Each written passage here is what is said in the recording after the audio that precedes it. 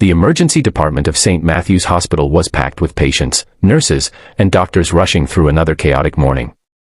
Among them was Emily Carter, a young nurse known for her kindness and dedication. She worked long shifts, often skipping meals just to make sure every patient received proper care. Many of her co-workers admired her because no matter how stressful the day became, she always managed to smile. But not everyone appreciated her efforts. The hospital's powerful CEO, Richard Holloway, was feared by almost everyone in the building. He demanded perfection, cared deeply about profits, and had little patience for mistakes. That morning, a wealthy donor arrived unexpectedly at the hospital, and confusion at the front desk caused a short delay. Although Emily had nothing to do with the situation, Richard stormed through the lobby searching for someone to blame. Patients turned their heads as his angry voice echoed through the hallways. When he spotted Emily helping an elderly woman into a wheelchair, he marched straight toward her. "You," he shouted. Before Emily could even explain that she was assisting a patient, Richard accused her of incompetence and embarrassing the hospital. Nurses and doctors froze in shock as he continued yelling. Emily tried to remain calm, explaining that she had been helping someone in need, but Richard wasn't listening. Then, in a moment that left everyone speechless, he slapped her across the face. The lobby fell silent. Emily stumbled backward, tears filling her eyes. The elderly patient she had been helping gasped in horror. Richard pointed toward the exit and yelled, "Get out. You're fired." Emily stood there trembling, humiliated in front of dozens of witnesses. Some staff members wanted to speak up, but fear kept them silent. Richard was the CEO, and nobody wanted to risk their jobs. Emily slowly removed her hospital badge, trying to hold back tears.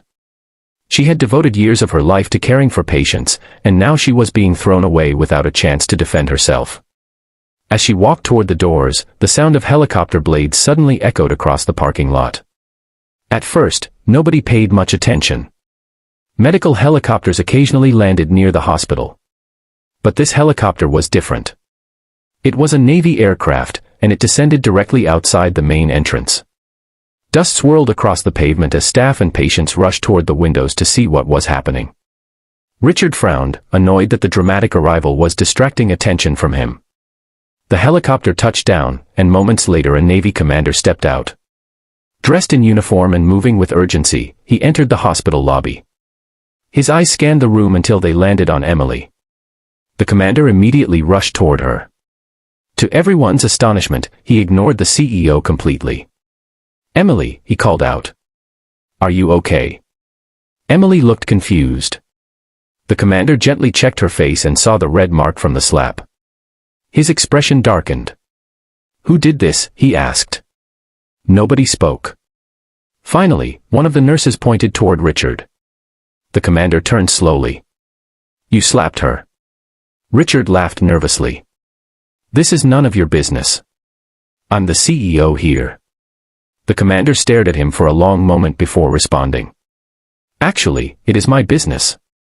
The lobby became silent again. Richard crossed his arms and demanded an explanation. The commander then revealed something nobody knew. Years earlier, during a devastating hurricane, Emily had volunteered in a dangerous rescue operation near the coast. She worked around the clock treating injured civilians and military personnel. During that mission, she saved the life of a young Navy officer who had suffered severe injuries while rescuing trapped families. That officer was now the commander standing before them. He explained that Emily had refused recognition, awards, and publicity. She simply returned to her normal life and continued helping others. "This woman is one of the bravest people I have ever met," he said. "Without her, I wouldn't be standing here today." The entire lobby listened in stunned silence. The commander then revealed another surprise. The Navy had recently partnered with several hospitals to fund a major medical expansion project worth millions of dollars. After extensive research, Emily had been personally recommended as the lead coordinator because of her outstanding reputation and humanitarian work. The commander had arrived to deliver the official appointment in person. Richard's face turned pale. Moments earlier, he believed he had fired an ordinary nurse. Now he realized he had publicly humiliated the very person connected to a project that could transform the hospital's future. Staff members exchanged shocked glances. Emily stood speechless as the commander handed her a folder containing the official documents. Then he turned back toward Richard. "You fired the wrong person," he said firmly. The hospital board members, who had been alerted about the disturbance, arrived just as the situation unfolded. Witnesses quickly described everything they had seen. Security footage was reviewed. Within minutes, the board learned the truth about Richard's behavior. Their reaction was immediate. The chairman stepped forward and announced that Richard Holloway was being suspended pending a full investigation. Gasps spread through the crowd. Richard tried to protest, but nobody was listening anymore. For years, employees had quietly endured his intimidation and abuse. Now the truth was finally coming to light. Emily expected to leave the hospital in shame that morning. Instead, she found herself surrounded by co-workers thanking her for her kindness and courage. Patients she had helped over the years stepped forward to share stories about her compassion. Some were even crying. The board offered her reinstatement immediately and asked her to help shape a better culture within the hospital. Emily accepted, not out of revenge, but because she cared deeply about the patients and staff. As the sun began to set, she stood outside the hospital watching the helicopter prepare for departure. The commander thanked her once again for saving his life all those years ago.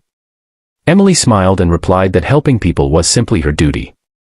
Before leaving, the commander encouraged everyone gathered there to remember an important lesson: never judge someone's worth based on their position or title.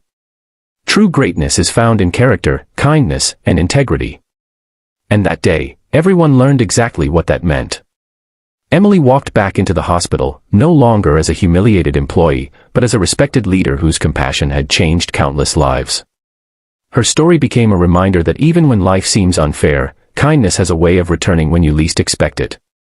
If you enjoyed this inspiring story and want more powerful stories of courage, justice, and hope, be sure to subscribe to the channel, like the video, and turn on notifications so you never miss another unforgettable story. The end.